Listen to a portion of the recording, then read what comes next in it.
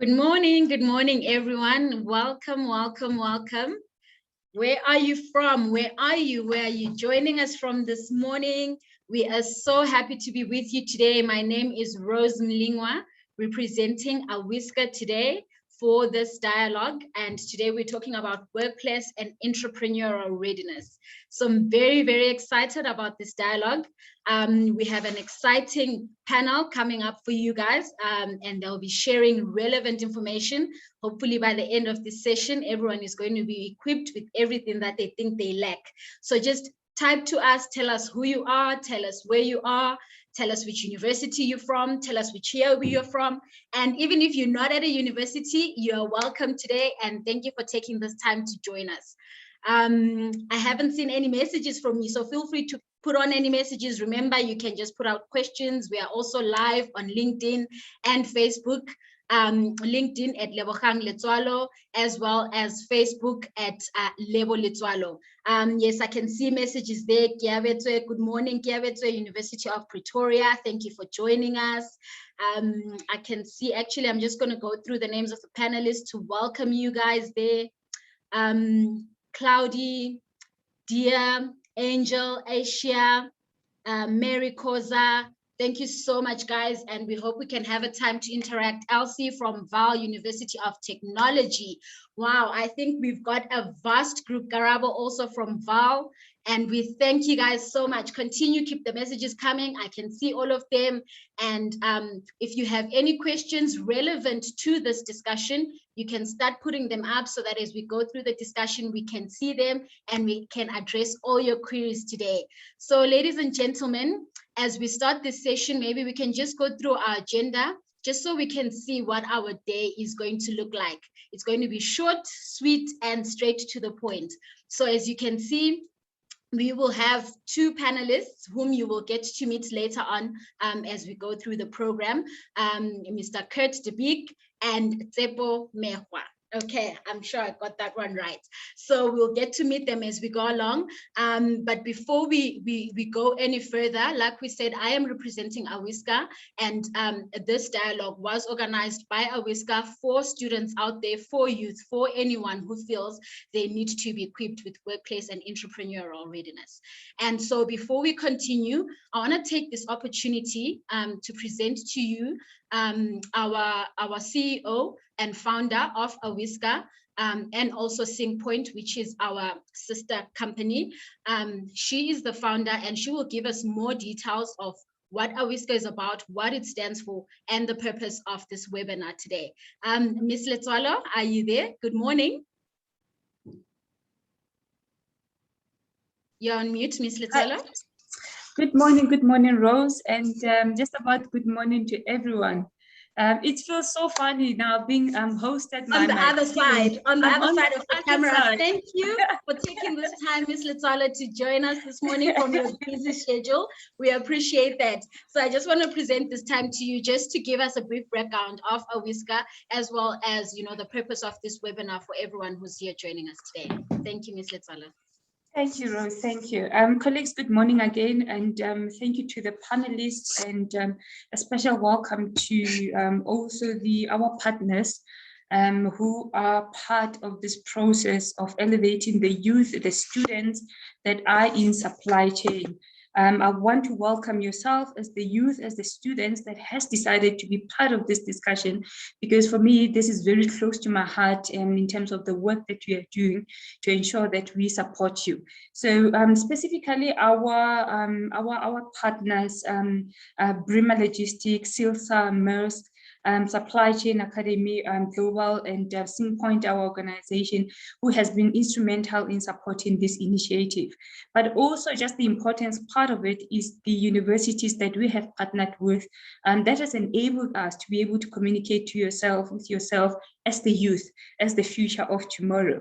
For us, this morning is about you, and our dialogue is around entrepreneurial and workplace readiness programs for yourself as youth in the country, in South Africa. Yes, today I've been hosted now by my team, Rose, Thank you for that. I think you're making my job much easier now going forward. So let me get back to the business of today. Yourself as the youth, you know the biggest challenges of where we are as a country in terms of unemployment, in terms of finding jobs, and in terms of business. We have now, as an organization, looked back to say, what are the bigger challenges? So I want to really lay out a landscape for yourself. I hope that you'll be able to put your questions, your chats around that on the chat box, because we want to know what your expectation is and what are you looking at. And from our side, as Awistas, I tell you what we are doing. Are we able to cater for your needs as the students, as the youth out there in the supply chain? Remember, most of you're in supply chain, and when you say in supply chain, I'm talking about procurement, being in logistics, you're either in warehousing, you are probably in transportation, you've done maritime, you probably focus on road freight, you focus on clearing and forwarding, whichever it may be. So this is a dialogue and the discussion for yourself. So let me quickly tell you about Awiska. So I used to be a student out there, by the way, studied a bit of logistics. I did purchasing at UJ. I know there's UJ students here. And then afterwards, UJ scrapped up this, dialogue, this qualification called purchasing. And then afterwards, I had done my BTech in logistics, that is with UJ. And part of my transition in that process, I did not necessarily have mentors and coaches in the work that we are doing, but I was fortunate enough when I was doing my third year to start working in the supply chain environment. So I used to be you on the other side, being that students that needed to understand what is happening in the industry. So we created Awiska colleagues in the backbone of ensuring that we're supporting you as the youth in the industry. So what is Awiska? It's African Women in Supply Chain Association. So if you listen to African women, it doesn't mean that it's a women organization, no. It was founded by women. However, it's an association that was founded on the backbone of having academic institutions, industry professionals, in terms of logistics, being part and parcel of the mentoring and coaching process that we are bringing forward in the industry. So it was founded on this integrated collaboration of having an end-to-end approach between academia and the industry. Why are we doing this? We are doing this to ensure that there is mentorship and there is coaching that is happening in the industry. We want to build the technical skills out there. So from the Awiska perspective, we focus on 4 areas. We focus on youth, which is one of the topics that we are having today. We focus on women as well, which is one of the women chapters in terms of how we elevate women to get to the next level in terms of their development. And the third part of it, we also focus on entrepreneurship. That entrepreneurship chapter is around entrepreneurship in the supply chain environment. But the 4th chapter that we have is the chapter on professionalism. So this is where we are having professionals from the industry, both males and females, being part of the mentoring and coaching circles from the industry perspective, and to be able to provide support to the industry, to either entrepreneurs, to youth, and to women as well, in terms of the thought leadership in supply chain. But I want to focus more on the youth chapter. The youth chapter is about yourself as the youth of tomorrow, as the future of tomorrow, as one of those people that will be building the economy. Let us look at the landscape, colleagues. Youth unemployment is very high. And we know that most of you probably do not have jobs out there, and you have completed your degrees or whichever qualifications that you have in supply chain management. So we created the entrepreneurship, or is it the youth chapter, to support you on entrepreneurial readiness programs and workplace readiness programs. Let us start with the workplace readiness programs. What we aim to achieve for yourself is ensuring that, number one, we help you in career guidelines as well. We want to make sure that when you start thinking of what to do, remember supply chain management is an end-to-end, but you need to participate in bits and pieces of that value chain. So from the career guidance perspective, in terms of the career, you want to focus on procurement, you want to focus on warehousing, you want to focus on transportation or clearing and forwarding. So we guide you accordingly in that. The second part of it is that from the workplace readiness perspective, we are helping as well in terms of learnerships and internships. We have worked with various organizations previously whereby we have given these organizations the youth, the students, so that they can be graduate in trainees in this company. So we have a full database, thousands and thousands of youth across the country who are part of our database. And we ideally work with the industry, with organizations right now that are saying that, listen, we have programs for the youth that are in our sector.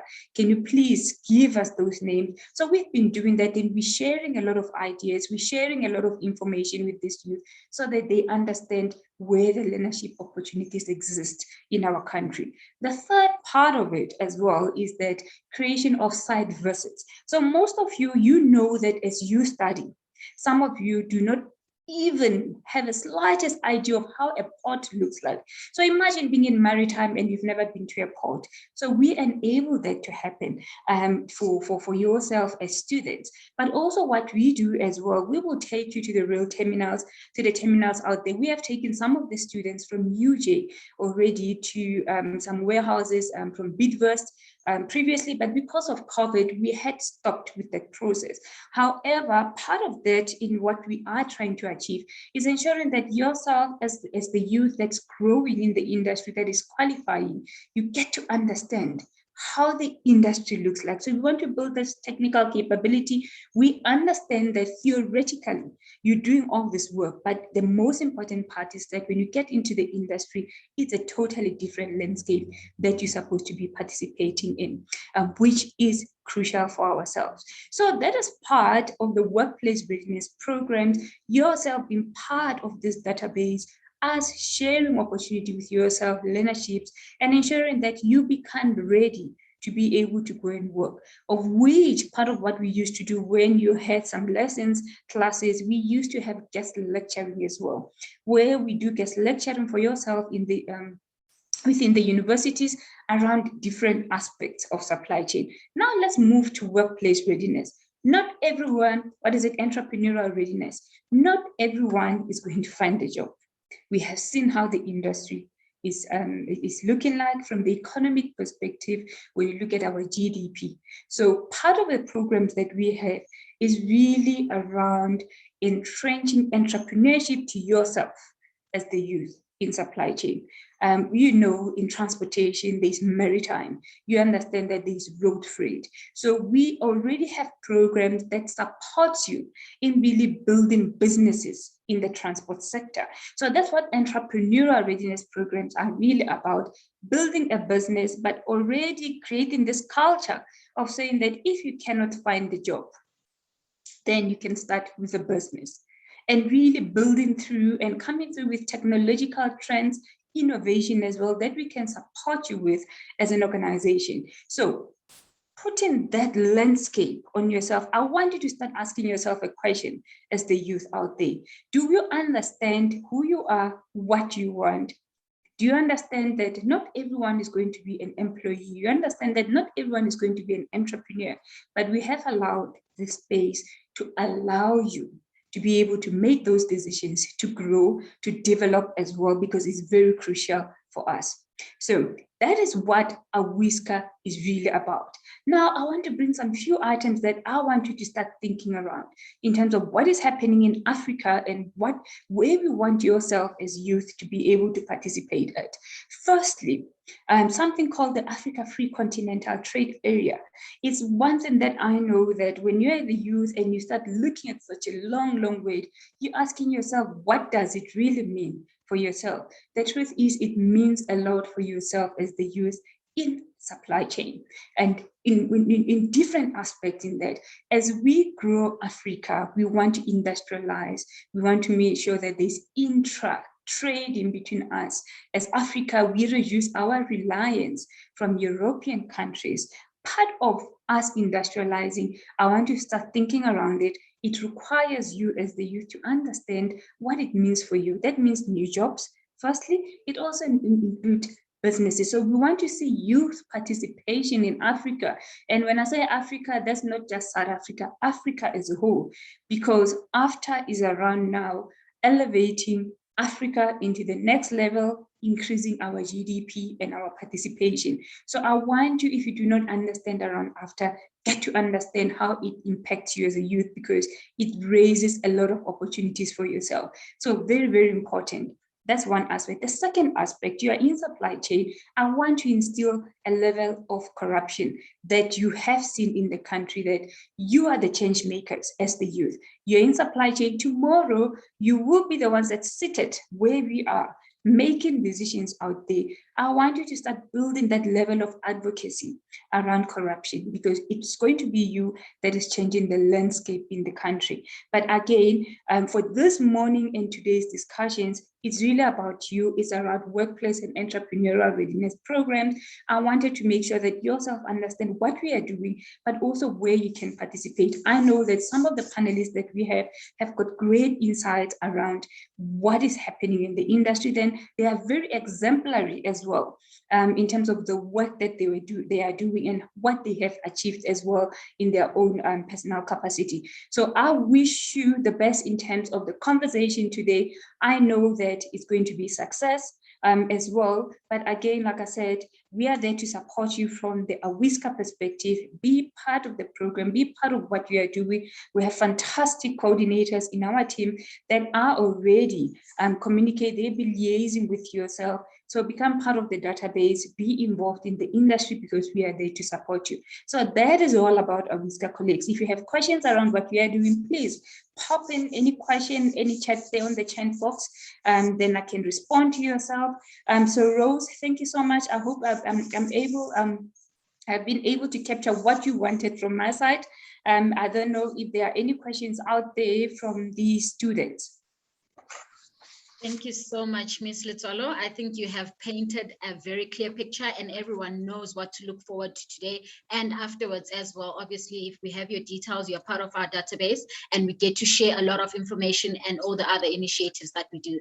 So Ms. Letswalo, just keep looking out for the questions there. Type out any responses for anything that is specifically to yourself as we continue today. Thank you so much, Ms. Letswalo.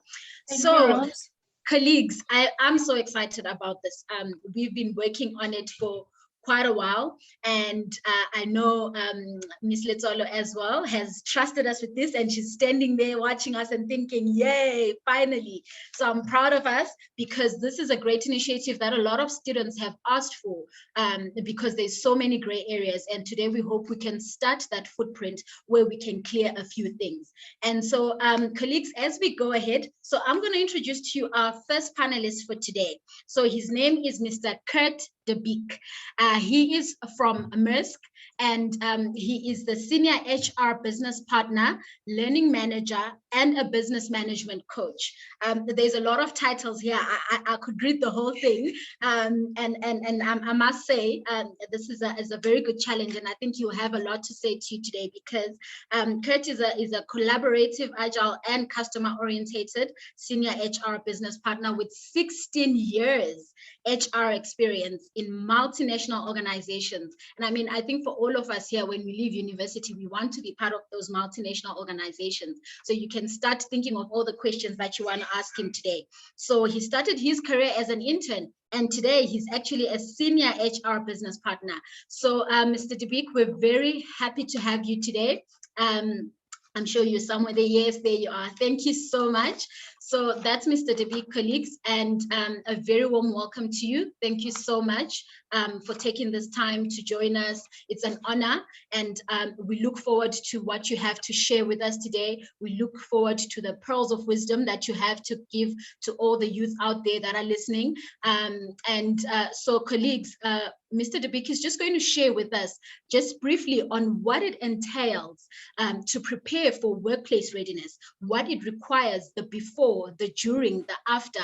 And so hopefully we can have a bit more insight. So as he shares with us the journey that he's walked on, the things that he's experienced, the things that he's seen out there, we can all listen in and start putting our questions forward, so that when he finishes, we can ask him a few things and get more insight. So Kurt, the floor is yours. Please just feel free, say it like it is. There is no terms and conditions here. I think they want to hear all of it, the raw, the good, the tough, the bad, you know, because that is the whole idea for this. We don't want to sugarcoat it, but we want to see the reality of what's actually out there.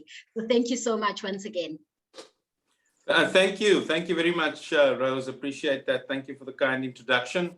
And thank you for Lebogang for really sketching the context that we're in. I think the work that you're doing at Tawisa is absolutely fundamental to us, what we need within the industry as we try and address youth unemployment, but then also we look at things such as diversity and inclusion and promoting workplaces where people can not just be in the workplace, but also be part of the broader supply chain. So really a privilege to be part of this conversation today. So I'm going to kind of split my time between sharing a bit about my personal journey, and hopefully you can find some resonance with that. And then I'll spend the other time just sharing some observations that I think would be valuable for you as you look at the job market, as you look at being attracted to certain employers, or whether you're going to be an entrepreneur. I think hopefully you can find some value in that. So my story is I will start when I graduated, because I recognize many of you are at university. I graduated in December of 2004. I got a degree from UCT, Bachelor's of Social Science degree in Psychology and Public Administration. And as the first graduate of my family, both sides of our family, there's a lot of pressure and opportunity to now do well, right?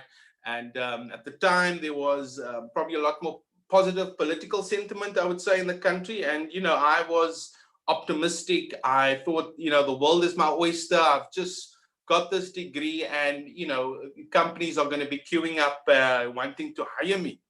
And this after my folks had slaved away for 3 years paying for studies and just managing to kind of get through it each year financially. And I could probably have gone on and done honors, but I've always been a very pragmatic person. I wanted to start earning some money. I had a girlfriend at the time as well, who's now my wife for 14 years. And you need a bit of bucks to also take her out on dates, and then also I was very itchy to get some work experience after the degree. So my job search started probably about 3 to 4 months before the end of my third year. But as I graduated at the end of that 2004, there weren't many companies that were hiring HR graduates, and I'd obtained some opportunities in a call center. One weekend I spent some time being trained to sell some sort of device that would save you on your electricity costs, but this never hit the passion point or the interest. And not that I was too picky, but after having worked quite a bit of part-time since the age of 15 through Pick and Pay, till packing, waiter at Spur, Adds Up Promotions, 4 years at Truworths, flat packing until my brain started to stand still, I'd done work which I'd recognized was fine, but that was just, I wanted to start my career formally. And so my second year at university at UCT, the second semester, I did a course in personnel psychology. I've got the book here still today. It sits on my bookshelf. It's very close to my heart because it's basically evoked my passion and interest to work in HR. Initially, I started to study law, but I soon realized that's not what I wanted to do. It wasn't all made out to be like the US sitcoms and law dramas made it out to be. So I enjoyed psychology, I enjoyed people, I enjoyed business, and that marriage of those fields kind of came together within HR. So I was very intent on working within the field. I'd made my mind up, and that's what I was going for. With the limited opportunities, I then recognized there were internships that were happening, and most of the internships weren't happening in Cape Town. They were happening in Joburg or Pretoria, and the government, to its credit at the time, were doing quite a bit of interns, right, across different fields, including supply chain, finance, and others. And I had got this opportunity with a national government department in Pretoria. I see some folks from Pretoria there. And I joined them for an illustrious salary of 2,000 Rand per month. And my rent was 1,900 at the time. So not much at the end of the month. But I was very intentional on saying, you know, this is what I want to do. I work in HR and I need to start, and I'm happy to start at the bottom. And it was initially supposed to be a 1-year contract. But I mean, after 3 or 4 months or so, you realize you can't really live on that money. But then also coming back to workplace readiness, my introduction to that particular organization and my experience there wasn't mind-blowing, let's call it that, right? So yes, I'm grateful to get the HR internship, but now I land there and I'm doing, you know, I see large amounts of paper being wasted, massive files, very old school in the way HR was done. See employees sitting around, experienced managers sending around funny emails all day long, and there was a general lack of dynamism that I felt was missing, and I felt it wouldn't be great. So I did a bit of recruitment admin work, but you know, nothing that really stretched me. So I started looking for other opportunities within Johannesburg, and eventually I got an opportunity at a media company called Monitoring South Africa.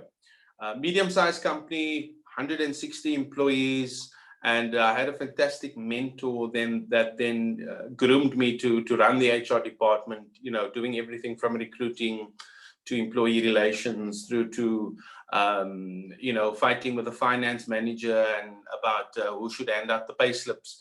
But being in Littleton, Pretoria, it was also a bit of a cultural change for me. So most of the organization was Afrikaans speaking. And, you know, one of the biggest feedback points I got one day was the manager came to me and said, Kurt, you know, you got to look at your emails, your communication that's going out to employees. It's way too, using too many big words, you know. So I was using my UCT humanities language that was totally disengaging people, and there was no intention around doing that. It's purely that I did not read the environment enough in that situation. But thankfully I got the feedback, and then I adapted and just made sure that my communications were very simple. They were to the point. They were, you know, it wasn't intentionally trying to disengage or offend anyone. So, you know, think about that as you think about workplaces, because different workplaces will have different cultures, different expectations, different dominant cultures, depending on where they are located, whether it's international, whether it's local or regional, whatever type of industry it is. Obviously, I take it most of you are obviously in the supply chain industry, so it would be logistics companies, transport companies, maritime, etc. But every company's got a different culture. But that then kind of set my career up on a good base, because I then got hired on a short-term contract with Chevron. Chevron, many of you know, will recognize the Caltex brand. Chevron is a global oil company, and is you know, owned the Caltex brand at the time. So you know, I got into this multinational company, and for me it was amazing, because then I got exposed to really world-class people practices. I had to start talking to people that were in Singapore and Australia and the States and the UK. And all of a sudden, you know, it's like you needed to have a second degree in geography just to get your head around the cultural element, the international, you know, side of the business, the diversity that existed within that organization. But I totally thrived, and then, you know, spent 11 years, worked for them both in South Africa, across Africa, and then spent 2 years in the US on an international HR assignment. And they were really super supportive. They ended up paying for my postgrad studies, a master's degree, and really was a fantastic learning environment. But in terms of getting into that organization and really doing well, one of the key learnings I had was you've got to fully embrace the culture that you're in. So Chevron, as an oil company, were heavily focused on safety, as an example. You know, never before was I so sensitized to safety. Simple things, from the simple things, whether it's wearing a seatbelt, walking up and down the stairs, whether it's the way you interacted on email, whether it was cybersecurity. Obviously, being an oil company, an oil spill can be significantly damaging to the organization's reputation and value. So that culture of safety was totally driven through the organization. And if I wanted to do well, they needed to embrace that safety culture, the global culture, in order to do well. Okay. And then over the last 4 years or so, I've been within the logistics industry. I joined Maersk. Maersk is a global shipping and logistics company, the largest.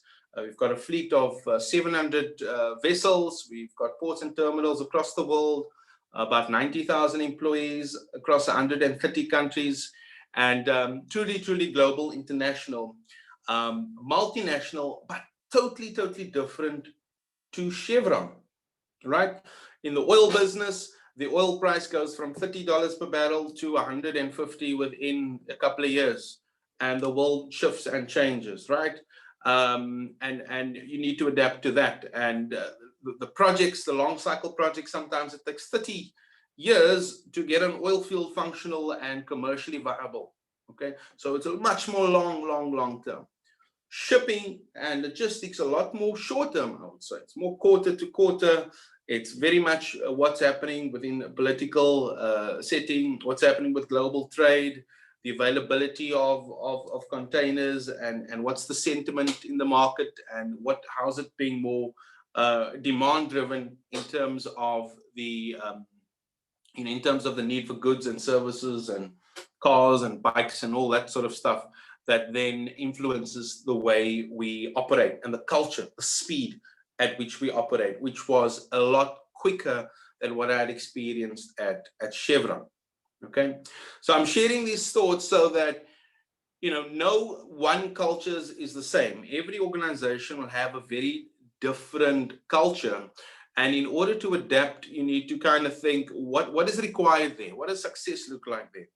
And I think, you know, there's obviously things that we need to do as individuals to be workplace ready. But, you know, there's no one, okay, I'm now workplace ready, I can go work in every organization. You've got to be able to assess what is required within that environment and then adapt yourself and align yourself to that environment in order to be successful. So I'm going to share a few kind of tips just that will hopefully be of value to you. The first thing is around, you know, I'm sure at some point, just like I was, you're going to be looking for employment and organizations, right? You're going to have to put together a CV, and I was asked also to touch on this. So just a few tips. The first thing, and these are my personal, you know, these are my personal thoughts, just based on 16 years of lots of interviews, of seeing lots of CVs, of chatting with a lot of people. Make sure your CV is in color. Okay, when I say in color, add a bit of color to the CV. It doesn't have to look like the rainbow, but depending on where you apply to, align the color of your CV to the organization you want. So very small tip. Organizations are very biased. You can see my room that I'm working in, my study is painted Maersk blue because I want to embody the culture. I'm wearing a blue shirt today because I'm a brand ambassador for the organization. I've got to see myself as part of that culture, and I need to embody that fully. All right. So if you're applying anywhere, you got to be able to communicate that you see yourself there, so that people can actually see you there. You got to make it easier for them. Color is an example. Picture, you know, globalized social media environment. I don't understand why a lot of people still don't add a picture to their CV, because you're a human being. We're inevitably going to look you up in LinkedIn, on Facebook or whatever, and so put a picture there. Make sure it's formatted, because remember, this is probably the first thing that you're communicating in terms of the type of work and how you do work. So if the formatting and the quality of the way you arrange your CV is good, it immediately says this is someone that is diligent in terms of the way they present their work. There's a question that we ask on our engagement survey is, my colleagues or associates are committed to quality work. So put a quality formatted CV together. Don't make it too long. If you're early career, I would say 2 to 3 pages max. If you're mid-career, 4 pages. You need to be able to communicate sufficiently and quite aptly what you can bring to the environment. And then focus on achievements. Okay, whether it's this doesn't mean you need to have 20 years of experience to have achievements. Look at what you did in your schooling. Where can you share stories that you've made a contribution to something where you've left it in a better place than what you found it, based on the actions that you took?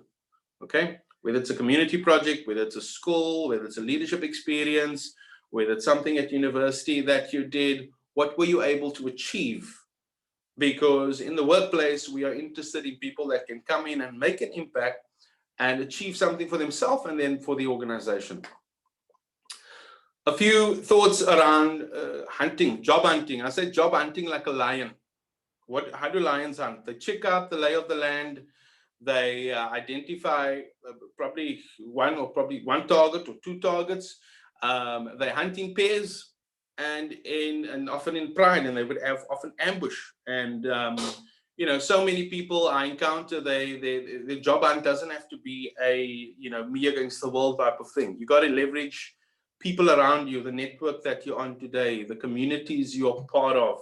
You need to be able to share, this is what you're interested in. So you can look out for others and they can look out for you. I'm convinced you need as many avenues, particularly in South Africa, whether it's again going down an entrepreneurial route or whether it is to get employment with an organization. Okay. Charge the opportunities that meet your interests, your strengths, your ambitions. All right.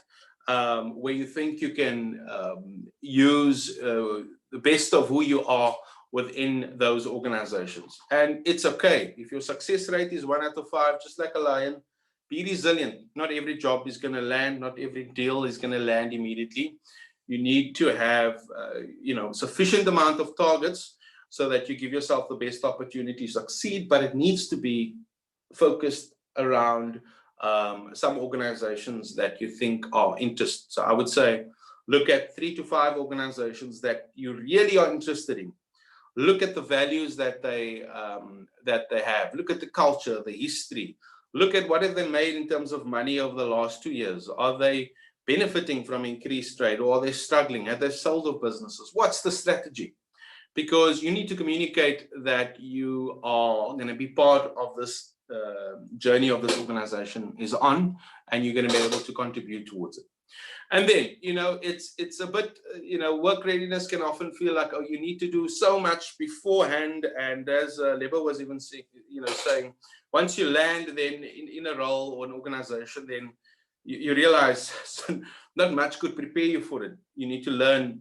As adults, we learn by experience, right? Your qualification will make you competitive relative to others, but the way you learn and your ability to learn quickly will ultimately differentiate how quickly you will then adapt to that organization. Take risks. When I say take risks, I mean, don't go into an organization and just sit to yourself, chat with people, network, and make yourself known, and just embody that learning journey. Because once you're in, that behavior becomes apparent to others. I'll give you an example. We've had a learnership that I've run for many years at Maersk.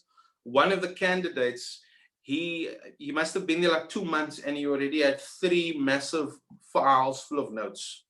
And everybody knew him because he came to these meetings with these big files of notes. He was intent on learning as much as what he can on that 1 year learnership. And guess what? A year later, he got a permanent role, right? Going from high school on a 1 year learnership and then earning more than what his parents together would earn. So it shows that he truly embodied that learning journey. And then ultimately, there's continue to learn. So from a workplace readiness point of view, again, it's not a once-off event. It's an ongoing journey. So even me, 16 years with Maersk, the company is changing. It's transforming. We're adopting more digitized solutions. We're buying businesses. Things continue to move. They are never static. So my ability to deliver needs to continually be, I need to continually be on top of it. Continue learning, continually growing, and investing in myself so that I can continue to stay ready both now and into the future. That's all I have to share for today, and I'm happy to take any questions. Thank you. Back to you, Rose. Rose. Yeah. Thank you so much for that. What an interesting journey you've had, Kurt. I have actually quite a few questions. Hopefully we can get through them before 11 o'clock. But maybe if I can start somewhere. As you were talking, you mentioned something about, one should put a picture on their social media because you are going on their CV because you are going to go and look them up. So that's clearly something that HR managers do. When someone comes in and looks for a job, they will look you up on social media. And we are a generation that lives and thrives on social media. So what you see there on someone's profile, does that influence you guys in how you actually approach this candidate in actually eventually offering them a job? Look, I think yes. I think we fundamentally, if we're looking to find a job, we got to select based on the criteria required in the role.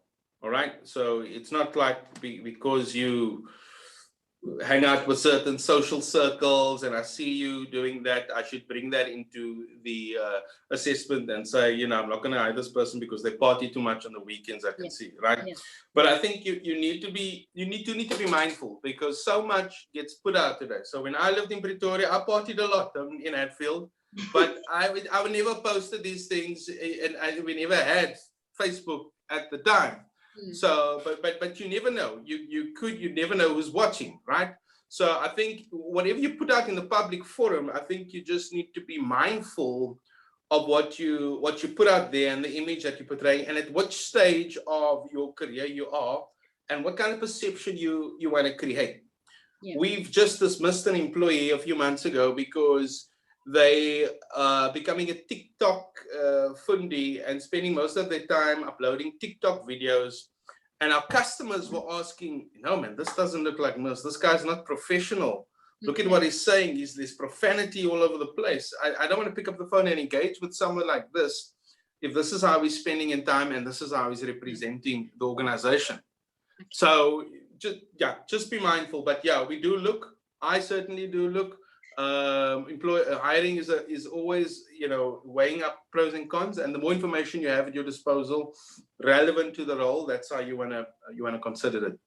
Yeah, thank you for that, because I did read a recent study that did say that 36% of people that have gone to look for employment have actually been declined because of those areas that are a bit gray, and then they kind of feel like it influences the level of output they bring to the organization. So thank you for that, and hopefully you've heard that out there. So let's just be mindful of the image that we want to present ourselves as when we go out there and look for jobs.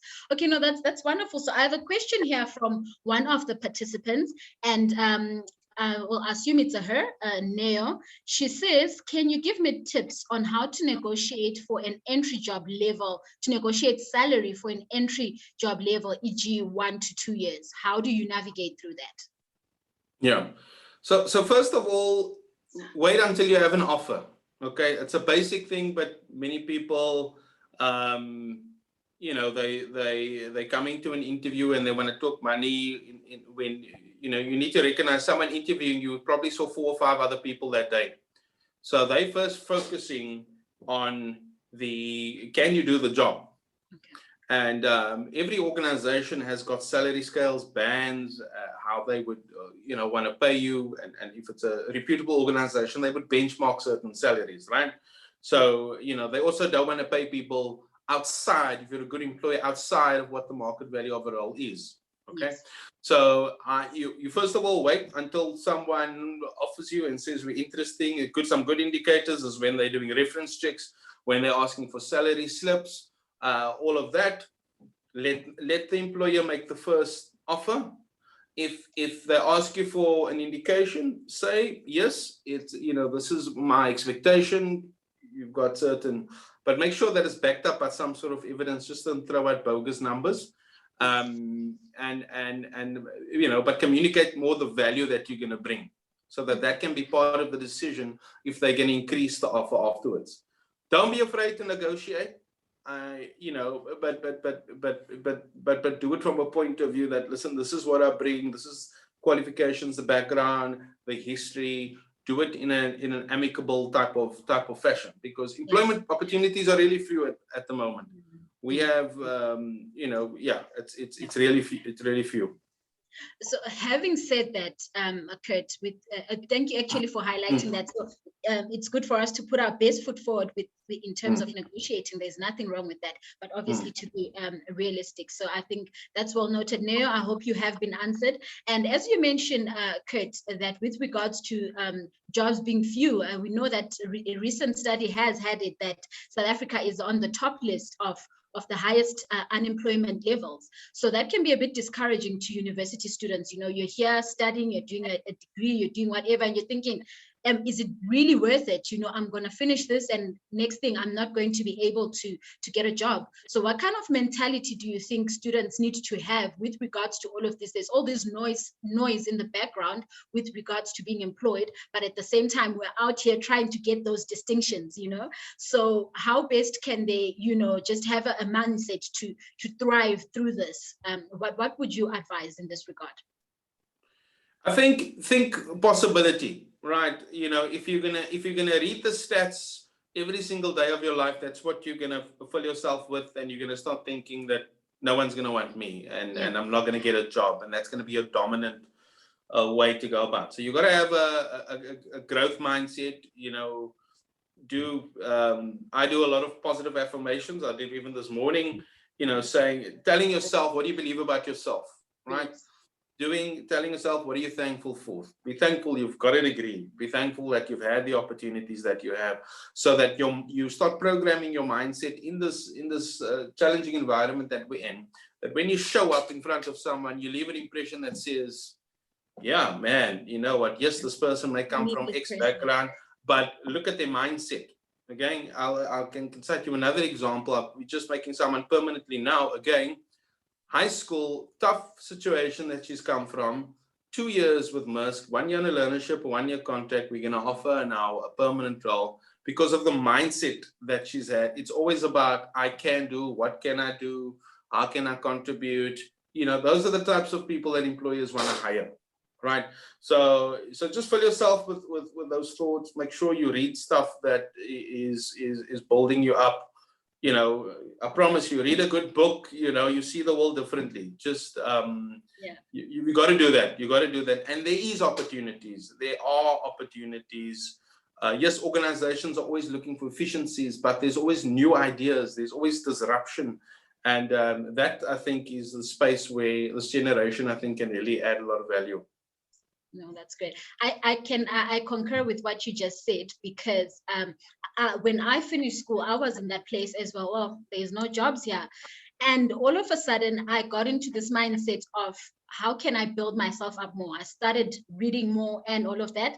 And I think one of the books that really uplifted me was the 5 a.m. Club. Here I am on LinkedIn, start looking at opportunities. And lo and behold, I find Level. I was in her face all the time. And today I've been with her company for a year. So I think that resilience, that mindset, I definitely agree with you, Kurt, on that one. So there you have it. So can you guys just change that? Let's rewind. There's a lot of noise, but also there's a lot of possibilities. Okay, so just to continue, there's so much that we want to ask you. So hopefully I can actually get to that before we get to the end of this. I think there's one question from Dumisang.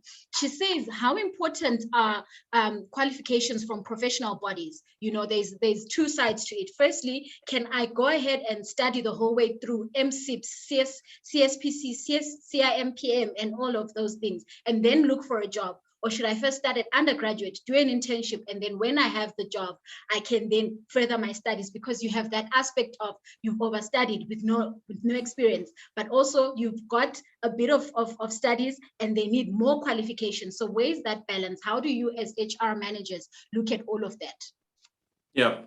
Look, I mean, again, it comes down to some roles. If it's an entry-level role, you don't need a long list of all the certifications. What I observe, the longer your career comes, those things do become important because you become more specialized and focused, and it starts to then help differentiate. My advice would be to always do something in addition to your studies, whether it's part-time work, whether it's if you have to volunteer to be able to put some experience, do it. Whether you need to go and interview and chat with someone, the head of a logistics company, a head of procurement, whatever you can do to supplement that will, number one, give you a better well-rounded view of the supply chain industry, and then also equip you in terms of the way you also position yourself. The qualifications become, it's more of a, I mean, the reality is it's things are so competitive. So you have to find other differentiating points. Okay. And yeah. All right. No, that makes sense. I think, let me just put this as a last question, unfortunately, but I'm going to try and put it into two things. When it comes to recruitment sites and recruitment agencies, is this wise for people to actually be registered? You know, we're talking about Career 24 and all of these recruitment sites that are out there. Do you as HR managers actually look into those quite a lot, or is it a waste of time? And in that regard as well, with recruitment agencies, is it wise for students to actually look into recruitment agencies? Because some feel like it's a scam, some feel like actually it helps, you know. So if you can just highlight on those two things for us, as we just kind of almost wrap it up for you. Yeah, I think if you want to be successful, you got to think about the way that organization or the way the market hires, right? So typically employers will, number one, they either want to fill the role internally. Okay, that's always first prize. Secondly, if it's not someone internal, they would like someone internal to refer someone, because that internal person has got a frame of reference often on the organization and the person, that carries weight. That's why I say about networking. So, and you've got LinkedIn in your hands today where you can reach out, and yes, some people may not respond, but you can build a network, right? Because if you can get to connect with someone that's on the inside that can refer you, that can help accelerate that process, then that would always be beneficial. Then we look at posting, external posting, advertising, agencies. I mean, we use agencies from time to time, not as much as what we did when I started 16 years ago, because of the internet. So you can go and apply online to an organization. Typically, where we use agencies a lot now is more for targeted headhunting rather than for all roles, because you can go into MERS.com, register, apply directly, and we've got an internal recruitment team, actually a provider that screens all the CVs and things for us, and so on. So, but always think about how can you get closer to someone that's in the organization. And I know it's difficult because if you're starting with not much network or connections or whatever, none of us are born with, I mean, very few are born with that type. I've got an uncle that worked in maritime or this, that, and the other, you know, but search. I think it comes back to that job hunting like a lion. So if you're in the industry, identify where do you want to be, in warehousing, in procurement, in wherever. Who's the best companies that you think are doing this, e-commerce, whatever the case may be. Research them, find them on LinkedIn, try to make connections, use the likes of this network to try and expand your network, and then try and have exploratory conversations with these people. Ask them for 10, 15 minutes. People are always looking to give back as well. I mean, it's so, you know, just make it manageable, and you know, they can hopefully give you some insights and content, and then help direct and also refer. Okay. No, that's great, Chris. So thank you for that. I think that helps to be in the clear, because a lot of people have been scammed with regards to recruitment agencies and all of that. And I think with the age of technologies, most companies know how to actually do it themselves without involving other platforms. But no, that's great. Thank you so much for all this insight. I still have a lot of questions, Kurt, and this means we must have another dialogue. I'm happy to have another dialogue, and if you want, you can share those questions with me. I'm happy to respond, and if you want to share it with the participants, I'm happy to do that. 100%. I think that would be great. I think in closing, Kurt, just to summarize it all, you know, what are those 5 top tips that you can give to graduates out there that are listening and are like, I'm ready to go, I want to go and get a job, I'm discouraged, I don't know, I'm not sure, I'm worried, I'm scared, I'm shy, you know, I know nothing. Just 5 top tips that they can take home with and they can refine it as they go along. Okay, sure. Number 1, have a vision or develop a vision and a next step. Okay, don't have too much of a broad focus, but try and, like example, I just decided HR, that's where I want to go, that's target. And so if you can get to, it doesn't mean you still there for the rest of your life. It just means it helps with your next step and it helps with your, it helps guiding your decision. So have a vision, right? Stay resilient, stay on top of your learning. Network, make sure you build your knowledge, research the organizations. Don't show up to a company not having read their annual report, not having known what their values are. I don't know is not a good answer in an interview. So do as much upfront research as possible, because that will then guide you. And then I think the growth mindset stuff around staying positive, particularly in this environment, and knowing that companies and organizations are still on the lookout. We're still on the lookout for talent, growing our talent, investing in talent. So it's just an ongoing process. So stay resilient in that regard. But I wish everyone well. I'm sure in a few years' time, who knows, maybe I'll probably be working for some of the people on the call here. So that's just the way it goes. So I wish everyone the best. 100%. Thank you so much, Kurt. That was very insightful. If there's information on how students can get internships or apply for internship with MERS, please just share that link with us. We'll share it on our database with the students and anyone who's out there listening today. But definitely, I'll be having another conversation with you soon, Kurt. And I'm sure everyone still have questions. But thank you for your time. Thank you for the insights. And we really value the knowledge that you've just shared today. Been a pleasure. Thank you, Rose. Thanks, everyone. Thank you so much, Kurt. So, colleagues, I mean, pearls of wisdom. I mean, I have a whole list of questions, but unfortunately, like I said, we want to make it short and sweet. But as I said to him, we should have another dialogue. So if you still have more questions to ask him and you feel there's things that have not been said, please just type them through, and we will make sure that he answers those questions and we can help one another make this world a better place. So I think we have shared our email details to those that haven't seen them. It's youth@awiska.org. Just email us, ask us your questions, anything that you'd like to know, and then we can share with the relevant people. So we continue, colleagues. This has just been so jam-packed. I feel like I've just come out of university, and well, I'm not saying I'm going to be looking for another job. Don't worry, Miss Letsalo, I'm still with you. So, but as we continue, so we go forward, we've just finished talking about workplace readiness, and now we're going to talk about entrepreneurial readiness, and we're going to be talking to Mr. Tsepo Mehwa, who is the CEO and founder of Brima Logistics.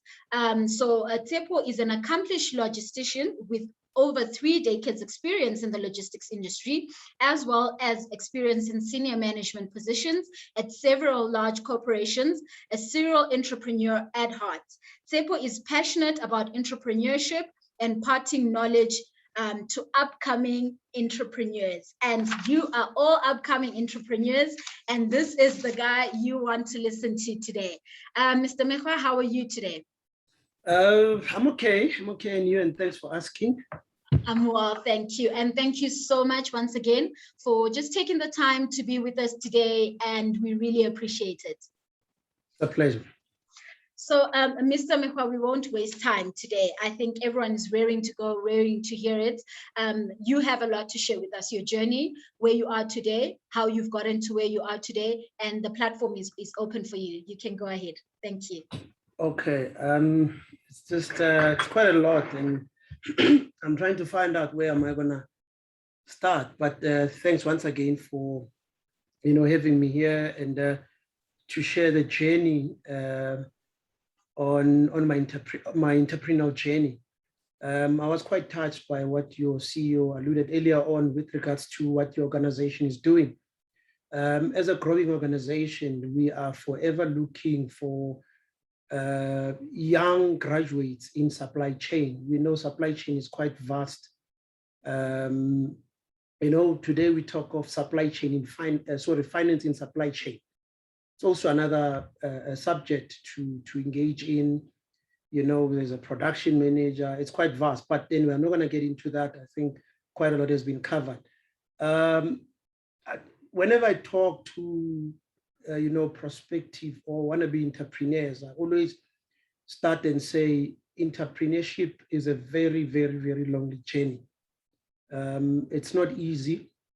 At times you will take 100 steps forward, and then you will take 1 or 2 steps backwards. So you'll sort of cancel the gains that you've made. I've had that in my journey. But taking a look at where I started, I'm a graduate from University of Durban, Westville. I did industrial psychology. Well, it's now University of KwaZulu-Natal. That's what they call it. So I'm not giving out my age by nearly saying that. So I started there, studying BAdmin, majoring in industrial psychology. I was hoping to become an HR manager at some stage. I could not find a job into HR. Logistics sort of founded me. My first job, I was a warehouse logistic clerk. And then I moved from there. I was a logistics clerk for a company that used to be called TFD Network Africa. I worked there for 3 years, and I joined MTN as a logistics supervisor.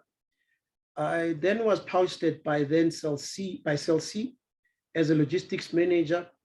I then moved from Cell C to join Vodacom as a logistics manager. Then I joined a company that used to be called Namitech. They used to make credit cards and checkbooks in the olden days as an executive head logistics.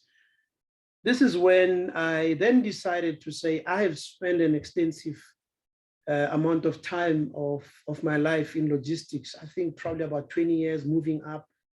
And I realized that, you know what, I need to get into the logistic field because I saw a gap. And before I could probably say, what is it that prompted me to get into to start my own business, which later got to be known as Brima Logistics. You'll just have to pardon my voice is not so. I've had a bit of a COVID then, which resulted me in a ventilator, and I think I'm still struggling with a bit of a hoarse voice there. So I saw a gap as I was building my career throughout. We talk of outbound logistics, we talk of inbound logistics. Your typical logistic companies would probably love to deliver anything that is boxed correctly, meaning your RAM, your courier aid will probably deliver an item to a client which is packed nicely. If you send them to go back and pick up the very same item which has been unboxed, there's no box and it's just loose, they tend to run away from it. They don't like to touch it. So I saw a gap in there. I sold the idea to the then Standard Bank and say, listen, I know you've got lots of items throughout the country. I can collect them and I can wrap them. I can find boxes. I'll charge you a little bit more for the box. So I sort of saw something that, no one was sort of interested in. That's how Brima Logistics was founded. Brima Logistics is a combination of the 2 names. My other name is Brian, it's BRI. And then my wife is MA, which is Matsieti. So 2005, I then embarked on the journey, which was March, bought the first truck, which was the old lady. I ran the business from the garage of my house in Pretoria. I'm a Daveton boy by nature, born and bred in Egoruleni. And I moved to Pretoria because I was closer to Midrand and I could shuttle easy between Pretoria. Well, I used to work for MTN and Cell C. So I started with just 1 truck. I then grew outgrew my garage, moved into a warehouse, which was 120 square meter in Jet Park. The warehouse got small within a period of, say, 5 years. I moved into a 1,300 square meter warehouse. And the numbers of employees were climbing, the staff were also climbing. And I used to be just alone. And then by the time I moved into 1,300 square meter, it was just a couple of staff. I think we're about 60 now, you know. Then from there, the warehouse got too small, moved into this one, which is 3,005 square meter. We now employ just over 110 staff nationally. We have branches in, well, the main branch is Joburg, Cape Town, which was second, Durban, PE, Bloom, and Polokwane. So it gives us a total of 6 branches. I saw the business just getting stronger and stronger and growing and growing. Earlier on, you know, your CEO alluded about, she stressed on graduates coming out and not so sure where to go. The last time I had a discussion with my HR manager, and I said, we need to start finding interns. We need to start finding graduates and obviously taking them through the ropes and educating. I mean, we've got a whole lot of knowledge to share. We've got your warehouse management systems, which we've got various systems which they could learn from. I mean, it will be a stepping stone in their career, and they can decide what is it that they want to do. So Brima Logistics has been in existence for 17 years. Yeah, 17 years, 16, sorry, I speak under correction. That's how time flew. I then decided that I will write a book, which is titled The 14-Year Startup, which was launched, I think, 20th of May. And in that book, I've got 4 chapters, which are, four chapters, which are quite interesting.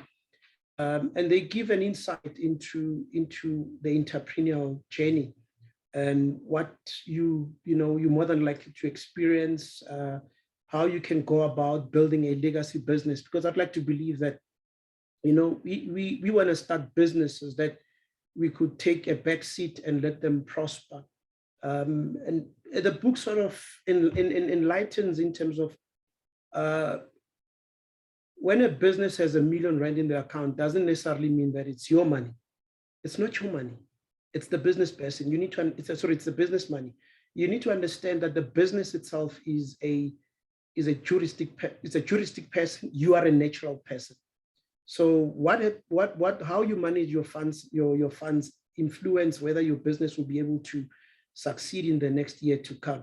I know a lot of businesses right now, especially in our industry, a lot of businesses are struggling because we work a lot with the ports.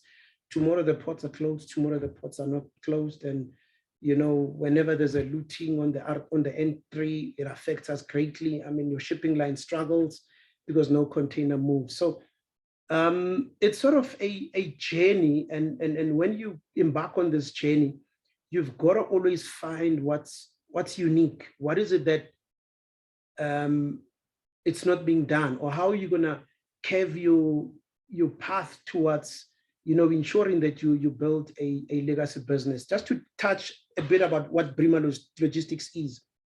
We are a logistic company. We've got a basket of services. We don't just do one. Though we started as a reverse logistic a company specializing in reverse logistics, we've subsequently, reverse logistics is, maybe just because I think I'm talking to a number of students here. Reverse logistics is basically collecting material from the end user, bringing it back to the original sender. So we started, we started the business from that premise. And as we were delivering, I mean, our clients started saying, man, if you can do this so good, can you deliver a box to where you're going to collect? And then I said, oh my God, now we are now in the courier business. And then we started formulating a courier services. And then our clients started demanding more and more from us and saying, can you please collect a container from China? And then we started having another service called import and export. And we had to get the necessary systems to be able to assist us in performing that function. As we bring containers, our clients started demanding more and more and say, can you be able to warehouse this for us? You know, we want you to pick up a container, bring it here, break bulk, break it and courier it. And then if there are items left in the chain or at the end user, would like you to collect back. So, you know, we sort of give a holistic or a basket of service. So, I mean, that's what logistics is all about. Our clients are are looking for solutions, and we are here to give them a solution, be it courier, be it warehousing, be it reverse logistics, be it import and export. So if you're gonna build for graduates, like incoming graduates, you could either start by becoming an employee, just like I did, or you could go directly and see what's unique. So the choice is entirely up to you. I think I've sort of tried to sum it up. I think I would like to engage, young entrepreneurs if there's any questions they'd like to ask. Thank you so much, Tsepo. I think there's actually quite a lot of questions that we have for you, but maybe just to reiterate before I continue, colleagues out there, this session with Tsepo is more focused on him assisting with knowledge on entrepreneurial readiness. So if there's anything with regards to job offers with Brima, we will share the link for their website on LinkedIn, where you can find out more information with regards to that. So Tsepo, just to continue, I think the first question, first of all, congratulations on all the milestones you have achieved. It's inspirational, and I think it's something to look up to for most people out there. Hence, we've asked you to come and be part of our speakers for today. So I think what I actually want to ask you first, is, we hear so many things. Is the logistics and supply chain industry actually already saturated? Is it hard to penetrate? Are there a lot of barriers of entries into that industry? Yeah, to answer that question, yes, it's very hard. It's sorry, it's no problem. Okay. Yeah, it's white male dominated. Okay. There's not a lot, and I'm glad your organization of such of yours are trying to encourage women to get into the industry. We still have a long way to go in terms of making sure that, we seek a bit of balance in terms of ensuring that we do have women and young sort of male African coming into our industry. Yes, to answer the question, yes. And then your multinational are also brutal, and I don't want to mention their names. They're making a serious growth. Just on the Pomona Road here, just next to the R21, one multinational has built a 157,000 square meter warehouse, which is quite massive. Yeah. If they could make such an investment, that means there's an appetite for a demand for such our services. So if it's so hard to get in there, Tsepo, I would like to believe it took so much resilience and perseverance for you to actually get to where you are today. So if we just look at where you actually started, we can say, yes, you started at the one truck and everything, but for you to get to that one truck, to acquire that one truck, the funding, because some people, they see the opportunities, they identify the gaps, but the brick wall comes at the point where do I get the funding? Where do I start? Because there's no trust fund somewhere waiting there, and you don't know which doors to knock at. So how did you acquire funds? How did you get that first truck? What was the journey like for you? And what would you advise for other students out there that want to get into the industry and they want to know, where's our first step? Where do we start? Unfortunately, South Africa does not, how could I say, invest in entrepreneurship. I saw it in my journey. I had to, to answer your question, when I started, I had to acquire my truck with my payslip. Then in the olden days, you could buy a truck with a payslip, even having a code 8. Now you can't. When you buy a truck, they know definitely it's a commercial vehicle. They'll start asking you questions. What are you going to do with this truck? So I bought mine with a payslip. And then I've built up, obviously, slowly but surely, and I acquired another bakkie with a payslip. So not necessarily I jumped my job. I worked for a while, for probably about 6 months. Then I realized that my business was demanding more and more of me. And then I decided, no, it's not fair to continue in this fashion, because I felt that I was becoming unfaithful to my employer, and they've been so nice and good to me. And then I handed my resignation. And then by then I had a truck and a bakkie. And then my wife decided, no, let her get a truck as well and a bakkie. So I had 4 by then, 2 bakkies, 2 trucks. And then slowly but surely, I started building my balance sheet so that I enable myself, as I said earlier on, you have to ground yourself in understanding that a business is a juristic person. You are a natural person. When a business has money, doesn't necessarily mean that you've got money. You've got to show the banks, what are you doing with the money? Try and make sure that you've got the business account. Well, I was, from the onset, I was quite brand conscious. I mean, even now, I'm still very much brand conscious. Even our offices, I make sure that everything is proper. We are kept breast ahead with technology. The fleets are well maintained at dealer level. Our staff are properly kitted. The website is maintained. Our email signatures are. So those are things that you have to start and ensure that you invest at an early stage, because when you invest at an early stage, you tend to grow with that discipline quite easily versus saying, okay, the business has got 100,000 this month, I'm going to pay myself 95,000. Definitely you're gonna go wrong somewhere along the line.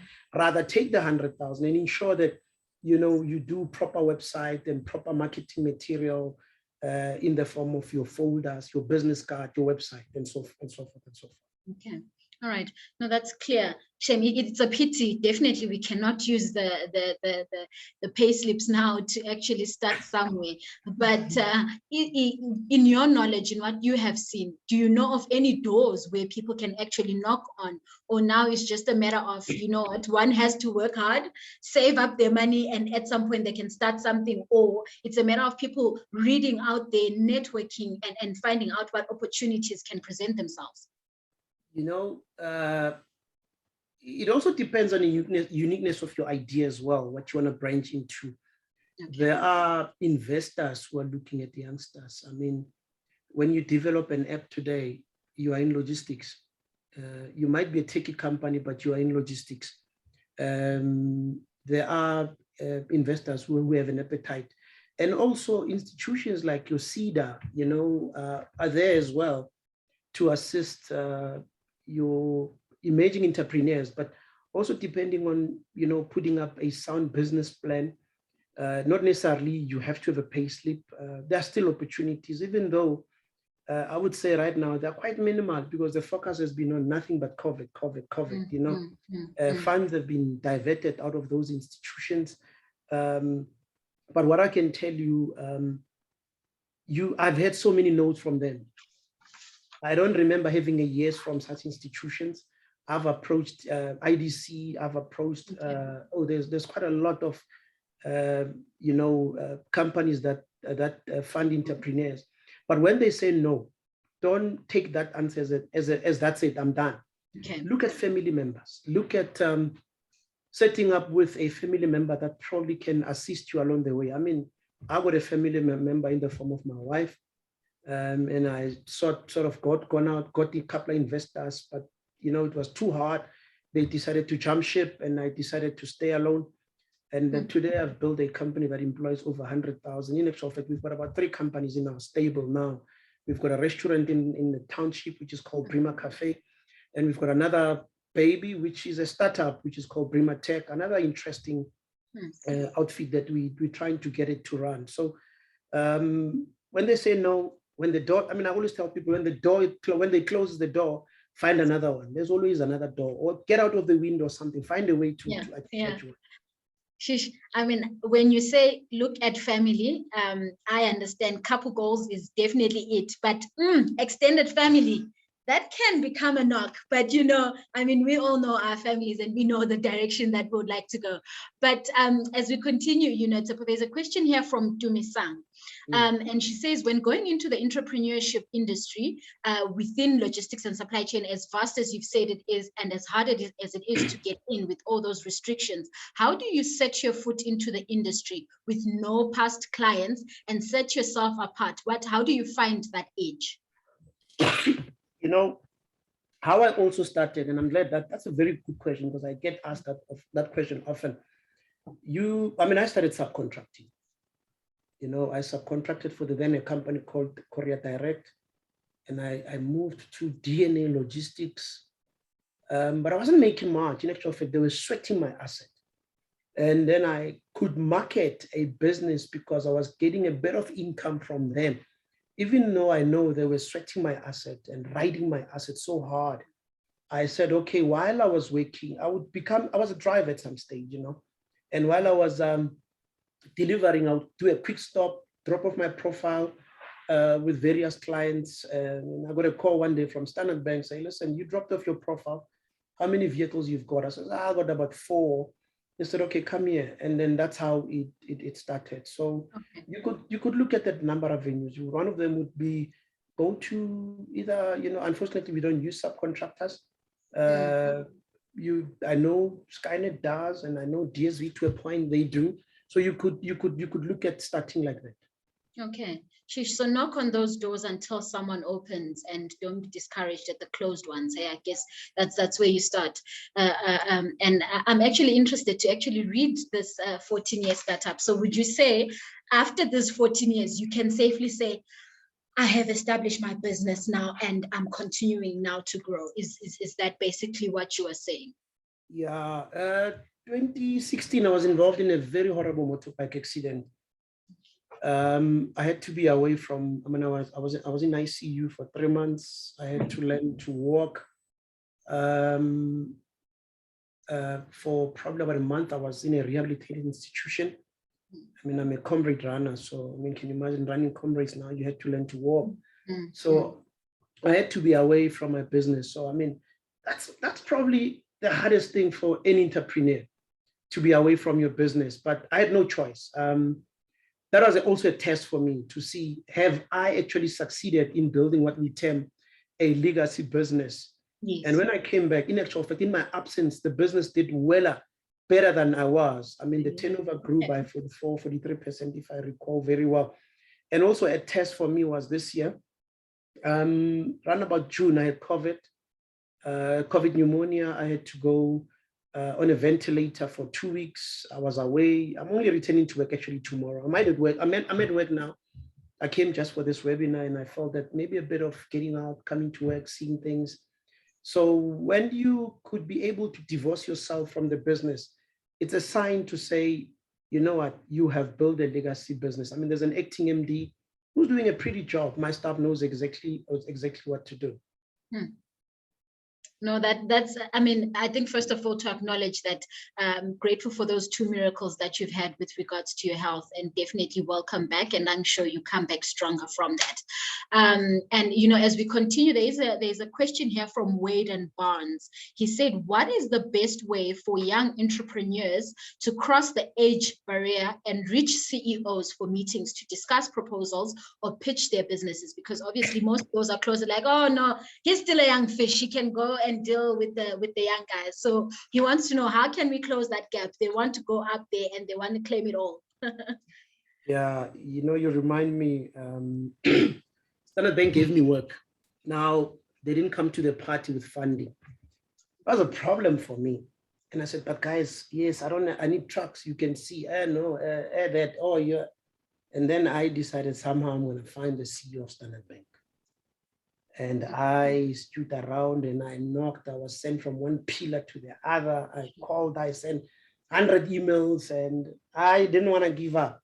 Yes. Up until I got hold of him. And then he says, come and see me. And then I went there, Standard Bank. It was Simchagal, I remember. Many years back, I saw the man and he said, listen, you've been writing, you've been screaming, you've been shouting. I can see we do business with you. What is your problem? What can we do for you? I said, you don't want to give me funding, but you give me work.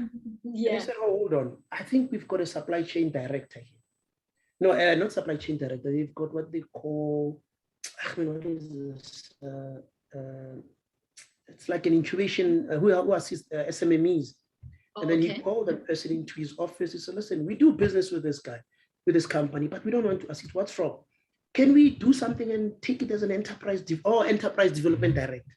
Okay, yes. And that's how I got Standard Bank's attention, and I grew from there. Standard Bank was still one of our clients today.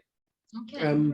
They're still a major funder to our business in terms of ensuring that, the business keeps on going. So to break the wall, you're going to find, I call the receptionist the gatekeeper. Yeah. They're the ones to the CEO. Find a way to sweet talk them. Find a way to, let them either slip you an email address of a CEO and do a very nice write-up to the CEO. That's how you're gonna get through. But mark my word, you will find gatekeepers who ensure that, you know, and they're there to be gatekeepers. Trust me, I do have ones here, but I do also get people who find their way in through me. I don't know how, and I do give them an advice. Hence the thought of writing a book, so that I can be able to share quite a lot with emerging entrepreneurs of what I went to. The book, just to let you know, it's available through eBlack Box. eBlack Box. Yeah, I think we have shared the link with everyone for them to access it. Yeah, and what's so interesting about the book, it's through one of my companies called Prima Tech. It's a custodian of that platform. The book gets delivered to your door by the very same 14-year startup, which is Prima Logistics. And then you can also get the book at Prima Cafe in Davidson. It's a lot cheaper there. You won't pay delivery costs, but this one there's a bit of a delivery fee there. Okay, I'm actually eager to read this book. Trust me, Tsepo, I definitely will be getting myself a copy. So I've got another question here, and she's asking, how do I manage the income in my business account when I need the extra income? So I'm assuming this is needing the extra income for something that's outside of the business. So is this where we then say, the entrepreneur, you don't see them by the fancy car, by the good clothes, you need to know what you're building at? What would you say to this, Tsepo? Yeah, I would say, you know, do a serious retrospection of your personal lifestyle. You'd have to make some serious adjustments and cuts. I mean, look at the type of a car you drive, look at where you stay, see if you can move in with a you know, some family member, you know, and make them understand on your journey the path that you want to embark on. And it's difficult to say you'll get there in 2 years or 3 years. It's never known, you know. Yeah. It also depends how the market responds to your offering. But do some serious retrospection of and start cutting. You know, that's what I did with myself. I mean, I was an executive head. I had to sell the car. You know, my wife had to jump and find a better job that pays. Luckily, my kids were at the public school then. You know, I had to cash in my pension fund. She had to cash in a pension fund. So I'm just keep sharing ideas, but it's all in my book as well, which will give guidance. But it's a very, very, very, very difficult journey to embark on. And, you know, when the going gets tough, this is when you don't give up. And I know it sounds easy when I say it to you or to them, because it's fair, but you've made it. So you must have found some comfort somewhere. Yes. Well, it's been hard. Even now, it's not like all is gloomy. COVID has brought challenges to this emerging business, to this growing business. And we're trying to navigate this pandemic and say, we're not going to go down. My staff took a salary cut. Next month, the 1st of September, they're only going back to full 100%. Not necessarily we can afford that, but we're struggling, but we feel that times are hard for our employees. We can't be cutting salaries. We have to find a way. We'll have to find a way to survive through this pandemic. Yeah. Sure. I mean, I've got so many questions for you, Tsepo, so I hope you can just bear with me for just a few more minutes. I think, you know, when Lebo started, she mentioned something about AfTA, the Africa Free Continental Trade. And that's a topic that's been going around quite a lot. And you did mention as well in the beginning that it's quite hard to penetrate into this logistics industry because it's male dominated, it's white dominated. Would you think that AfTA actually presents an opportunity for the youth in logistics to actually get in there? How can they get in there? Where do you think the gaps can be navigated specifically? What can you say about this in retrospect? You know, there are a lot of organizations in actual fact encouraging youth to engage into logistics. You know, our youth today, they are just, I call them tech savvy. They're always 9 out of 10. I see it with my kids, they're on social media. When I come across this institution, grab them, send your proposal or attend those seminars. You know, even if you have to catch a taxi to go to some of them, don't despair, just follow them. I mean, like your institution, sorry, I'm suffering from postnasal, just have to bear with me. So, you know, spend as much time as you can with this institution. And as I said, your family member, don't be shy, ask them for a taxi money, you know, find a way to catch a lift to those institutions. There's valuable lessons that one can pick up. I mean, from time to time, I do give what, it's just I had to suspend it because of COVID. I used to have conversation with TEPO, which was me then. I would have them 4 times a year. Okay. We haven't had them this year. We sort of suspend them because of COVID. We used to have them at the restaurant. Those were sort of enlighten us. People would ask questions directly, and I would do one-on-one engagement after the meeting in terms of encouraging, because we need to embark and ensure that, you know, when you look at the landscape of supply chain, and I'm not shy to say it, you'll find a lot of Black employees, either being forklift drivers or packers in the warehouse. In your high echelons there, you're more than likely to find white male. Female are less presented.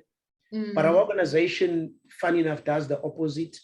We've embarked on empowering female. I mean, we are in our exco, there's 5 of us, 3 are female, and then 2 are male. So we've had to ensure that we address that issue. I mean, the CEO of Primatech is a female, and she's probably, not the CEO, MD rather, of Primatech, she's a female. And she's probably one of the few females in an emerging companies, and she's got quite a lot on her plate to ensure that, you know, that company succeed. Yes.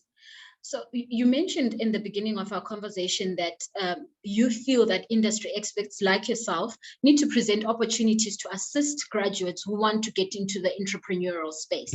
So having said that, what do you as Brima, what do you as Tsepo offer to these graduates to say, okay, you want to learn about entrepreneurship. Okay, yes, you have the book. They can access that and learn more. But what else is out there? Is there a website somewhere? Is there a platform? I know you said you used to do conversations with Tsepo, and that doesn't happen now. Is there a blog? Can they email you? Is there someone that they can email? You know, where they can engage with all those questions. What I know is definitely, I would love to have more conversations with you, because there's so much to be said. This industry is vast. There's so many aspects of the conversation with regards to entrepreneurship, with regards to supply chain, logistics, you know. But in terms of you as an industry expert, as your organization, as people, what do you offer to youth out there who want to learn more about entrepreneurship? You know, that's a good question that you've just asked.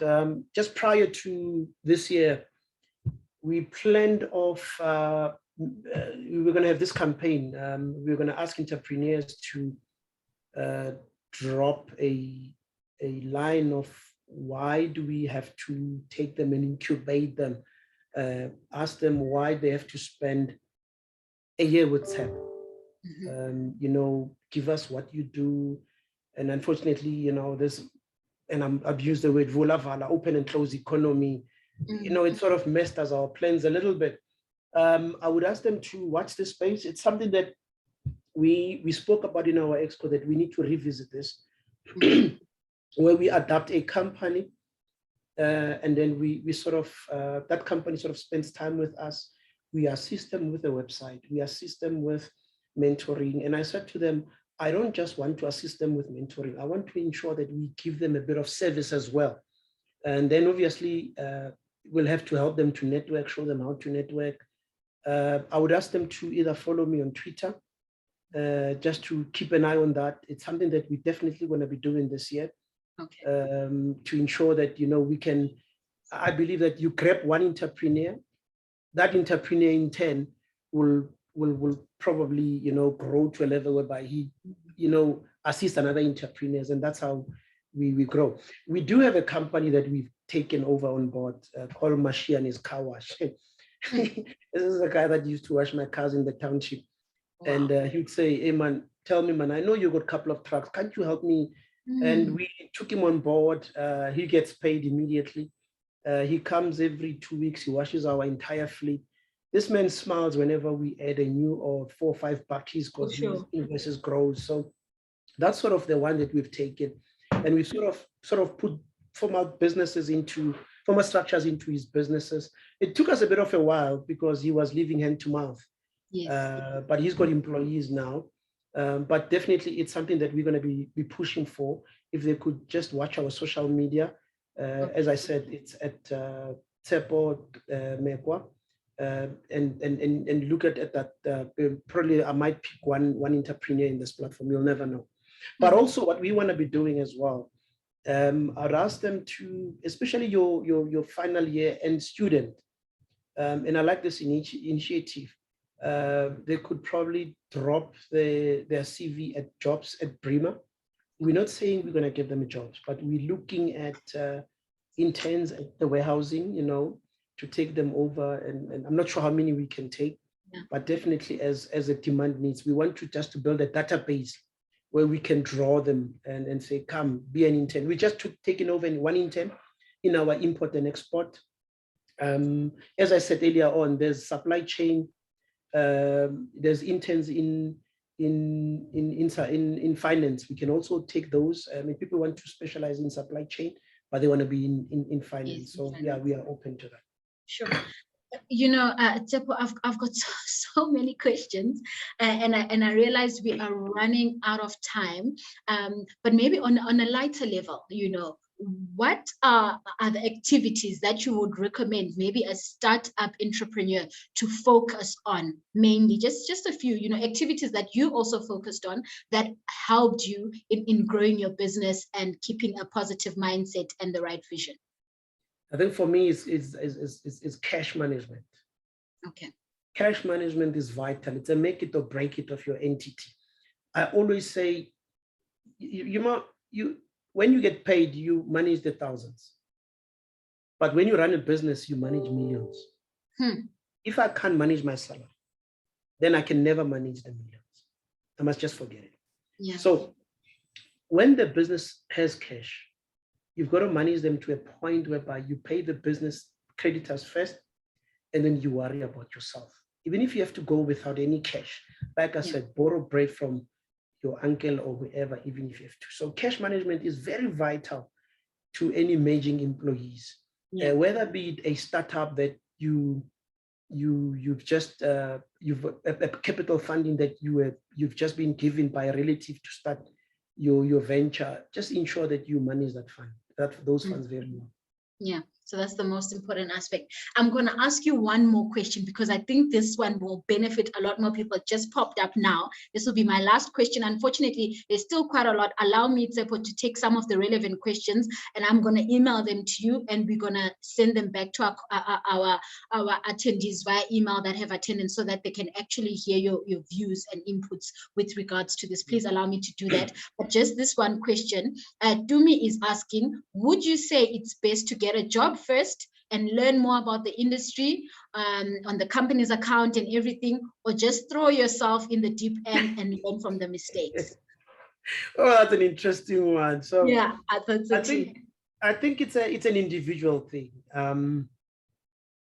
I had to learn the ropes first, and I had to learn, and I was very fortunate. I worked for maybe that's where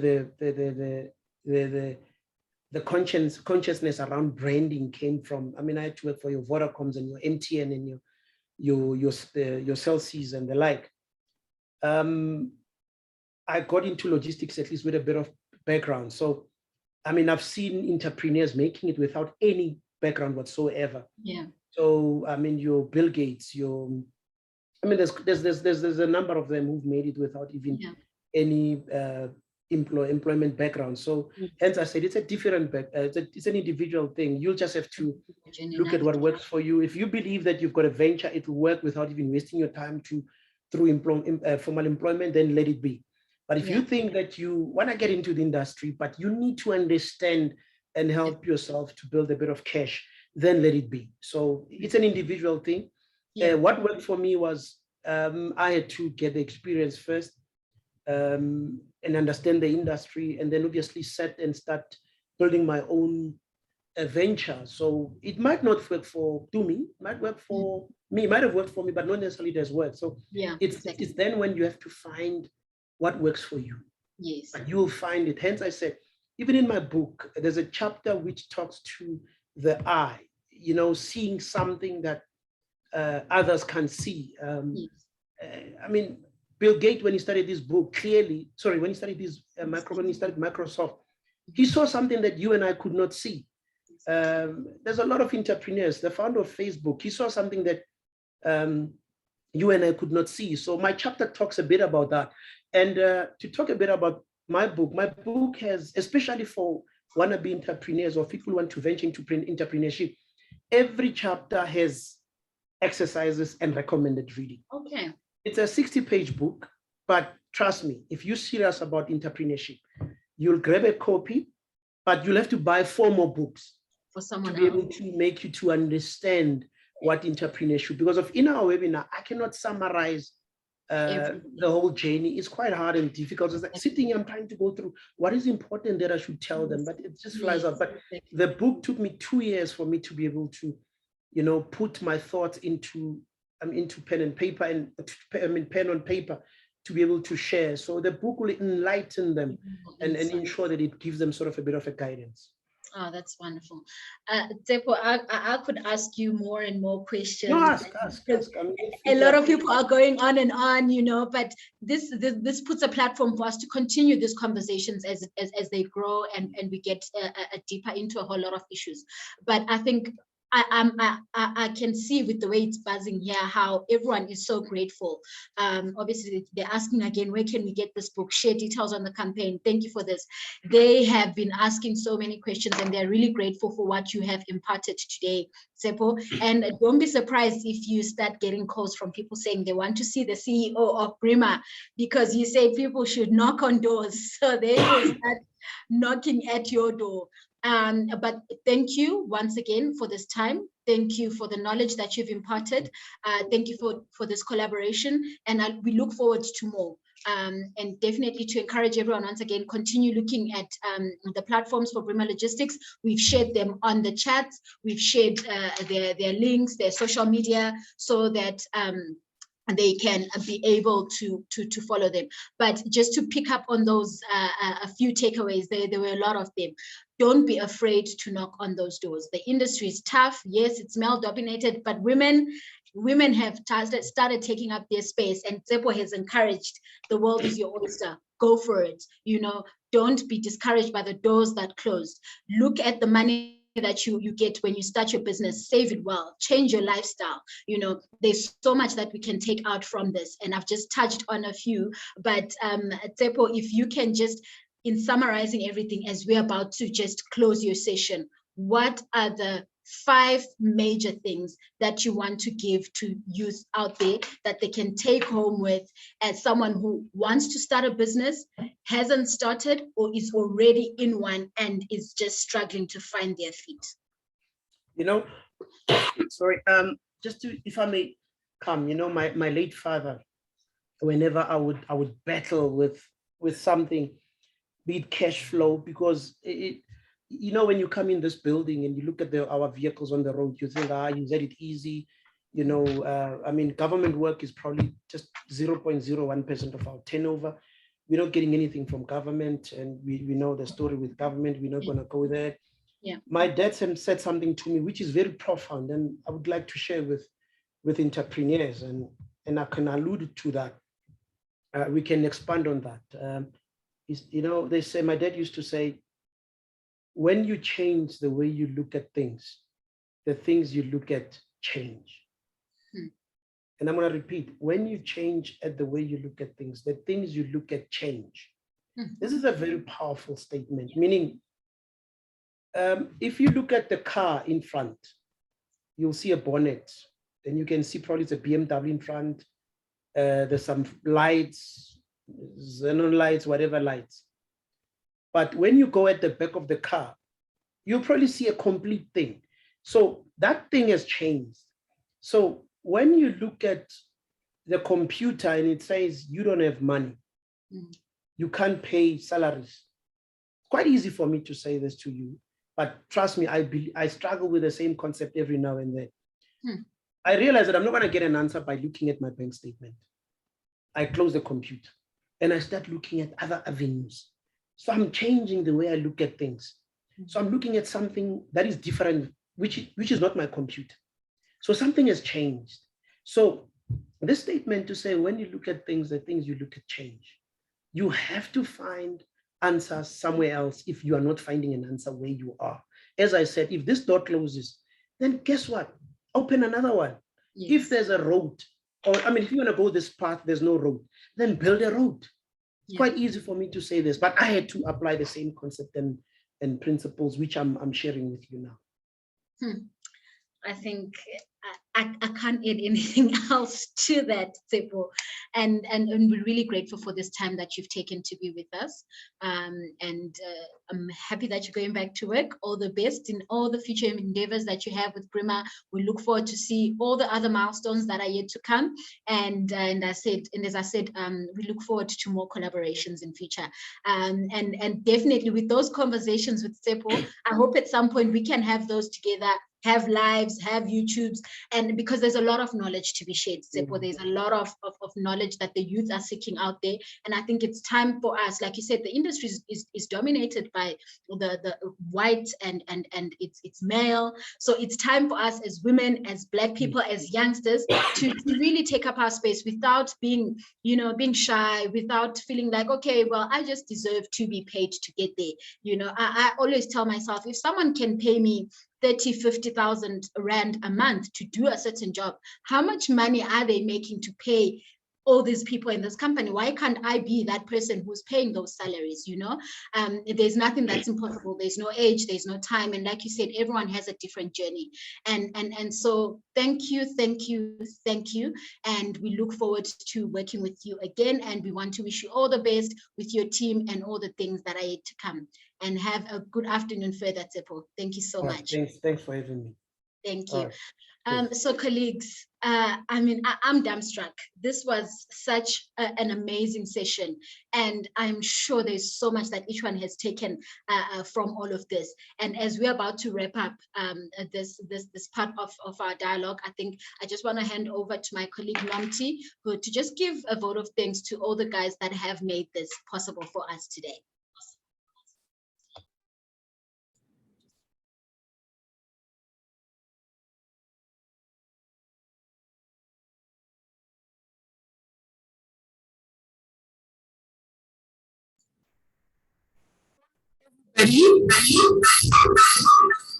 I'm really, really excited. I think this was really, really amazing and sure very insightful. My name is Nomti Ramawa, and I am the member of AWISCA, and I would like to thank each and everyone who's attended this webinar and for joining us and taking the time to join us this morning. A special thank you to our guest speakers, Kurt, Tempo, and a very special thank you to Barile Jason for connecting us with Tempo. I think we had tried, we tried Twitter, we tried LinkedIn, but eventually we really got a hold of him. So thanks to you for helping us on that.